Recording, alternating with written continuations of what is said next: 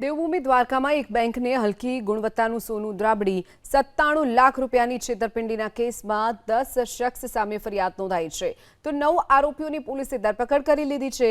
દ્વારકાના ભલા ખાંભળિયા એસકે મુસ્તફા, અજીમ મુલ્લા, ભીમ બિજલી, રાજેશ દોરિયા, કાદર અલી, અકીબ મુલ્લા, રજિયા મુલ્લા, સોમા નાગેશ અને એક્સિસ બેંકના વેલ્યુઅર અક્ષય ધાણકે ભેગા મળી ગોલ્ડ લોનના નામે કાવતરું રચ્યું હોવાનું ખુલ્યું છે, જેમાં વર્ષ 2020થી 21 દરમિયાન આરોપીઓએ ગોલ્ડ લોન લેવા ઓછા કેરેટ અને નબળી ગુણવત્તાવાળું સોનું બેંકમાં રજૂ કર્યું હતું।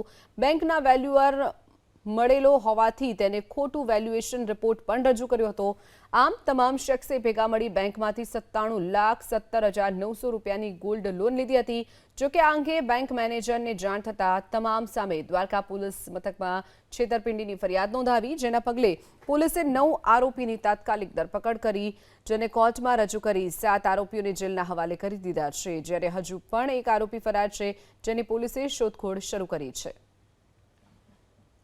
તેમાં જે મુખ્ય આરોપી હતા તેમને એક સુયોજિત કાવતરું રચેલું હતું, જેમાં મુખ્ય આરોપી તરીકે અઝીમ મુલ્લા તથા અક્ષયભાઈ સોની અને અઝીમ મુલ્લા જે બંને આરોપીઓએ એક્સિસ બેંકમાં અલગ અલગ વ્યક્તિઓના નામે એક લોન અપાવવાનું કાવતરું રચેલું હતું, જે લોનમાં એમને ગોલ્ડ સિક્યોરિટી પેટે તેઓ સ્વીકારતા હતા।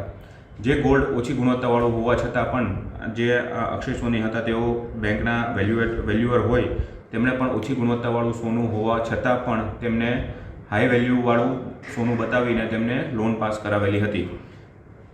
આ કાવતરામાં કુલ 10 આરોપીઓ સામેલ છે, જેમાંથી 9 આરોપીઓની ધરપકડ કરવામાં આવેલી છે, જેમાંથી 7 આરોપીઓને જેલ હવાલે કરી દેવામાં આવેલ છે, તેમજ 2 આરોપીઓના હાલ રિમાન્ડ ઉપર છે।